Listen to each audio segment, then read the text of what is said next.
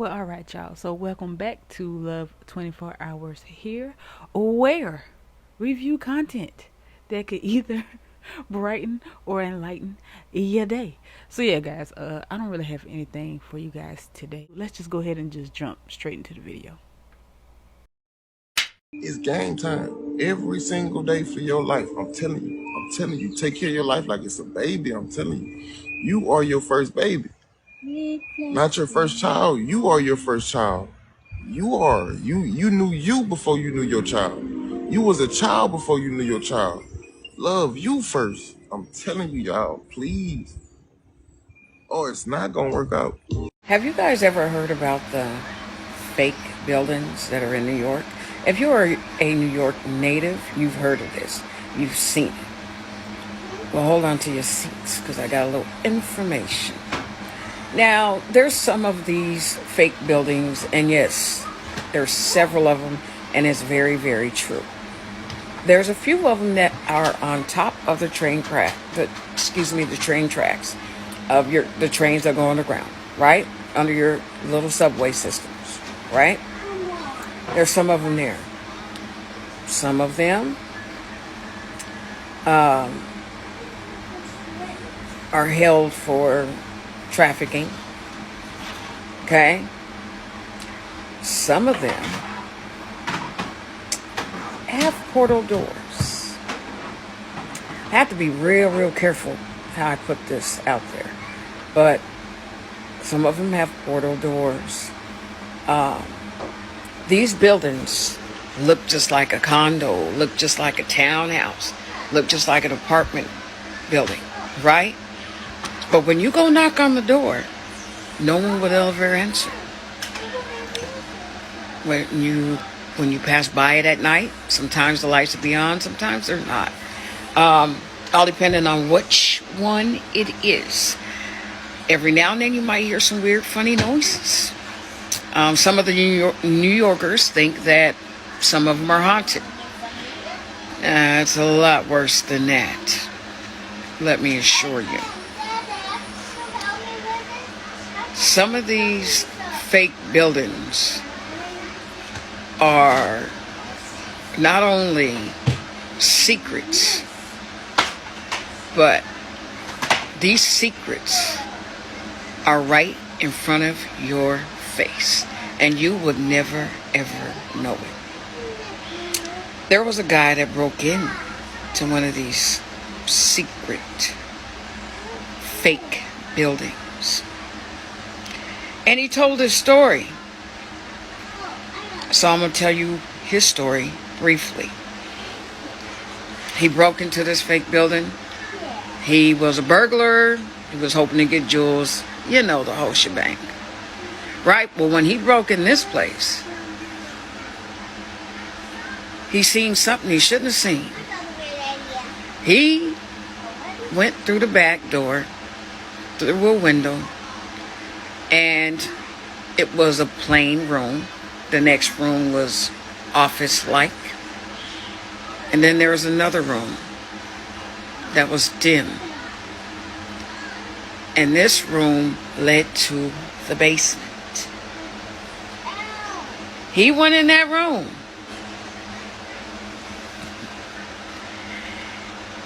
And he found something that looked like an animal, but was half human. This half-human thing walked into a round, like old-fashioned mirror, right? He personally thought it was just another door because the mirror was so tall, right? So when the thing recognized him, he screamed.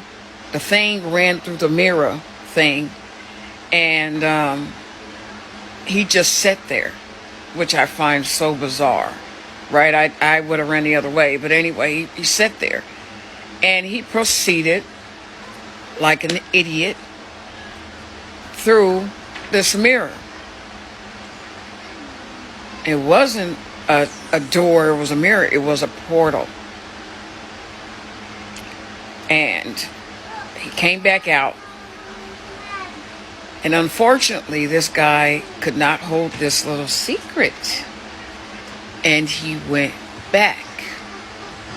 Well, he told his family member, which was his brother, that he was going back. It was like a week later. And he disappeared. He never came back out of that portal. He told his brother, if I never come back, you know where I'm at. Or you know what happened to me. Well, they meddled up those doors and windows and boarded him up. His brother tried breaking in several times. He got arrested. He got charged. He even did 2 years in prison behind this. Because he does not want to stop trying to find out what happened to his brother. But it is so guarded now. And if you're a New Yorker, you probably know which building I'm talking about. Right? You know which building I'm talking about. Because it's like highly secured now. It's like crazy right now. But anyways, that is some of the secrets of the fake buildings that are in New York. So here I am in Oregon working on some windows for that house. But I seen at the end of the cul-de-sac these gates down here. Dang it, they got a bunch of dogs. Look at that gate. Okay. So I was working at a house up the road a little bit when I looked down this direction and I seen these pyramids, mini pyramids, and then this gate. 17700. What is this? Where does this go? More little mini pyramids. Wow. Holy moly, do you guys see that? They have signs, we do not call 911. I don't know what to feel about this place. But dude, guys, look through here. You guys see that statue?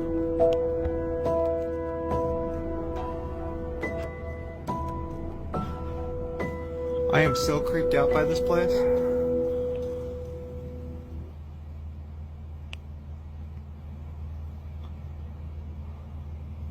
What is that? Wow. I'm gonna have to look this place up. Huh. Sheesh, what a cool gate. And people live here. Wow, how awesome. Plant makes you pee through your butt. And it makes you pee through your butt. Water be coming out, you wonder where all that fluid coming from. When it's done cleaning you up, you feel so clean in your thoughts. Your whole body feel clean. You feel like you don't want to put nothing bad in your body ever again. Really, really good cleanser, yo.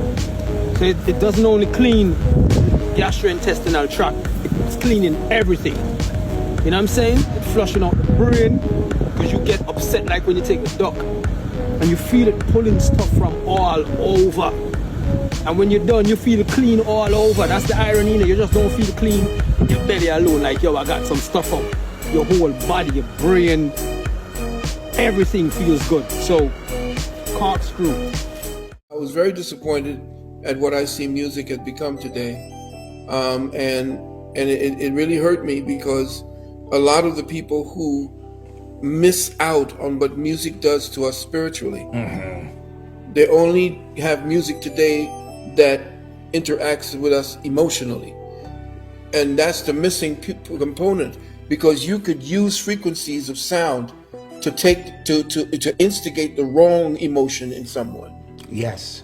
You see, and our emotions came from a spiritual sense that the instruments used to give to us.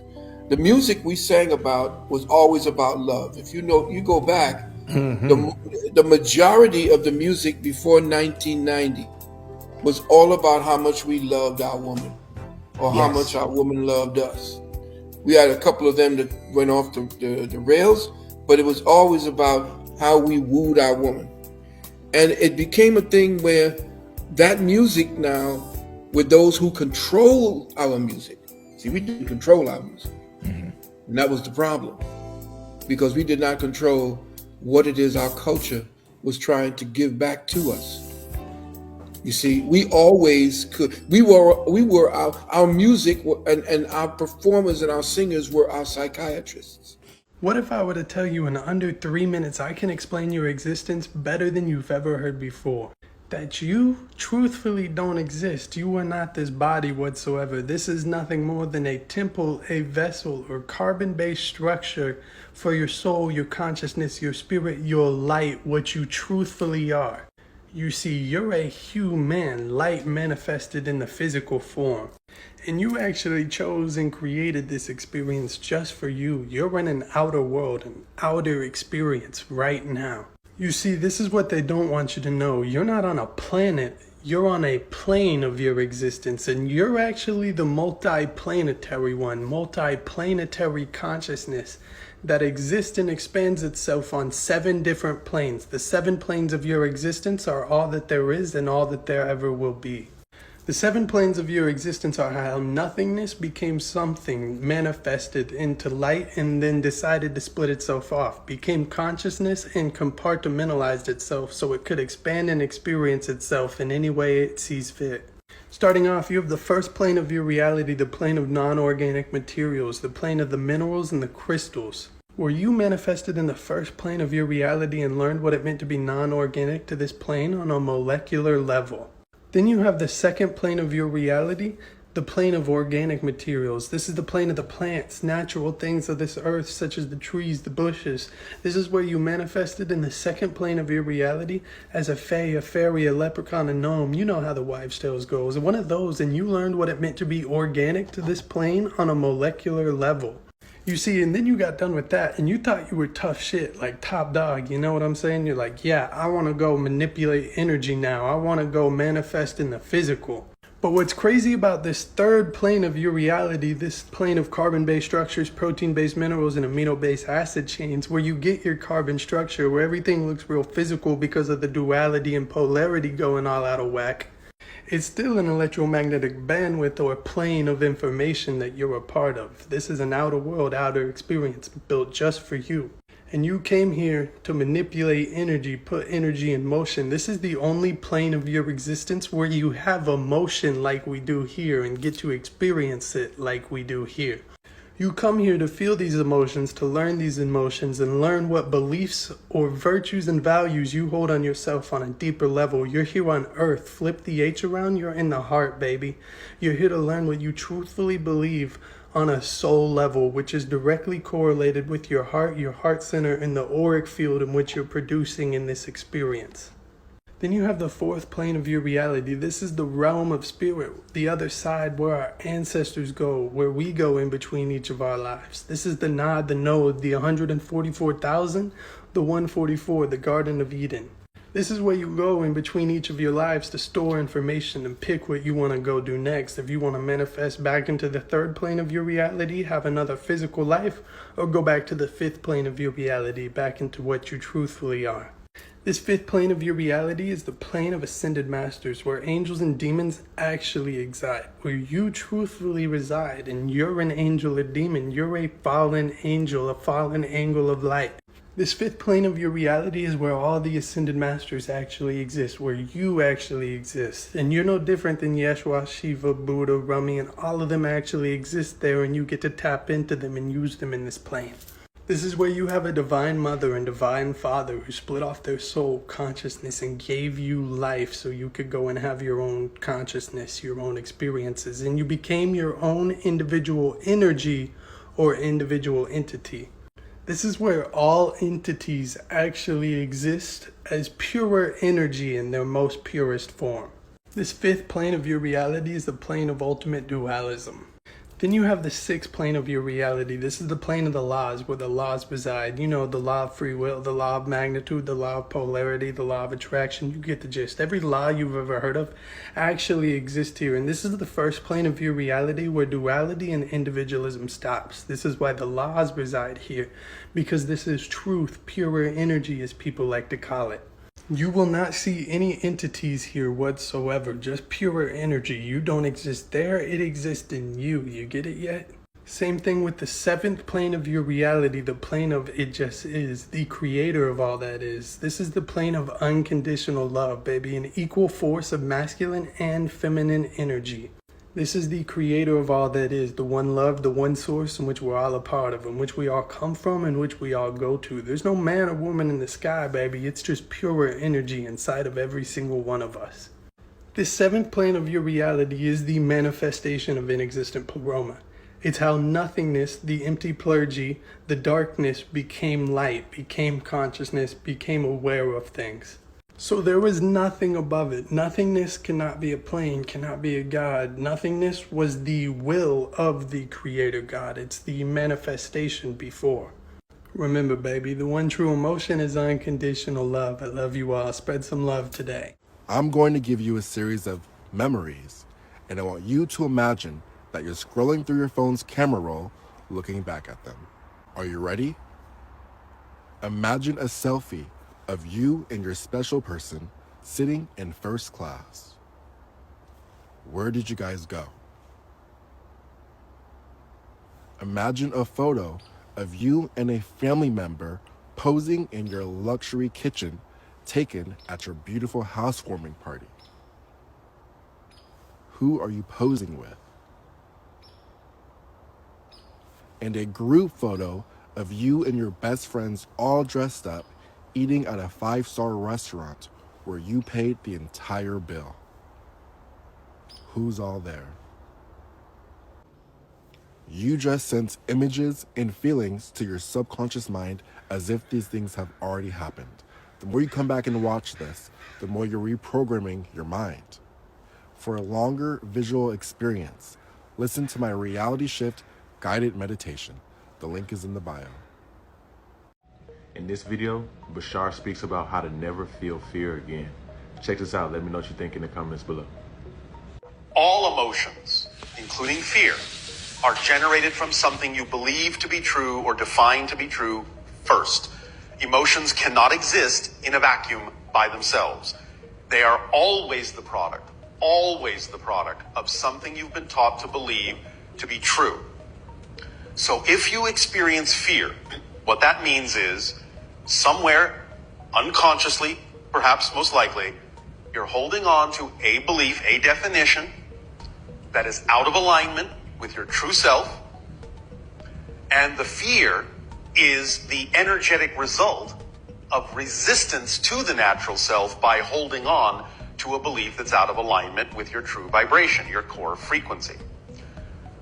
You can recognize that and use fear constructively to, let's say, reverse engineer the situation. By recognizing that you have the emotion, the first thing that would tell you is that means you must have a belief that's generating it. So the first logical question is, what would I have to believe is true about myself in this circumstance in order to feel what I'm feeling? That will begin the process of investigating to discover consciously what the belief is, so that when you can identify it and see that it makes no sense, that it doesn't belong to you, that it's out of alignment with you, then you have let it go. You can make fear your friend in the sense of saying that it is like someone knocking on your door and getting louder and louder and louder and louder to let you know that there is a belief there that you don't prefer. So you can say, well, thank you, fear, for bringing that to my attention, something I was unaware of within myself that I don't prefer. So now you've given me the opportunity to identify it and let it go. So thank you, fear, you've done your job. And that's how you make fear your friend. And as soon as you do that, you won't be afraid anymore. If you keep feeling the fear, you haven't found the core belief. Keep digging. It will always be the result of some belief or definition you've bought into. And once you let it go, there will be no reason to feel the fear because there will be no belief to generate it. He created a flu that sparked the demand for a vaccine that doesn't work. After everyone in the country is vaccinated. And the world? He'll have murdered millions. Nope, you don't have it. What the hell did you put in that vaccine? I created a panic and now everybody's begging for the vaccine. No, demanding it. With all the entitlement of a first world country. Hundreds of millions of Americans lining up, offering us their arms, and letting us give them our creation. I'm pretty sure when every vaccinated person starts dying, they'll trace it back to undetectable virus or not. What we are doing is far bigger than death. Wait, this virus is not deadly. It's a cure for our current situation. We intend to stop human reproduction for 3 generations. The busy, endless global assembly line of babies will grind to a halt. You're sterilizing people? In the first 5 years, we'll start to see major birth rate declines as teenagers vaccinated today hit their childbearing years. You're controlling the future of human civilization. I've seen so many impoverished countries and so many parents unfortunately wounded some of their children. She came from Ukraine, I believe. And when this vaccine fails, I'll be the scapegoat.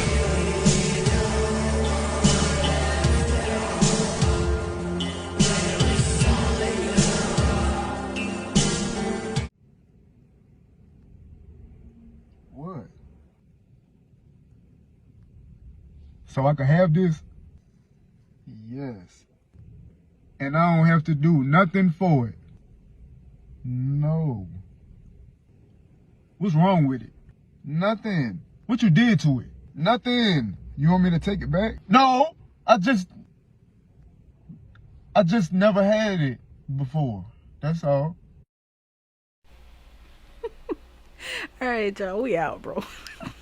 That's it. That's the end of the video. Like, bro, oh, I hope I'm not like that when I meet the one. Well, if he the one, he'll understand, right? Because I think that's why I might be like you, I ain't saying I'm looking for red flags or anything to go wrong, but what you do to this? Like, what do you do? What you did to all this love? Why is it so free? What's going on? That's a whole. Oh yeah, but anyway, I almost feel bad for myself for a second. I hope I'm not like. I hope I just embrace it. But knowing me, I might be that way. I might be like the guy in the video. But yeah, but anyway, y'all, listen, let me stop clowning. But look, let me go. I appreciate you guys. I wish you guys, the best. I hope you enjoy the rest of your day or night or whatever. But yeah, I don't have anything else for you guys. So love and light to all of you. And until the next episode.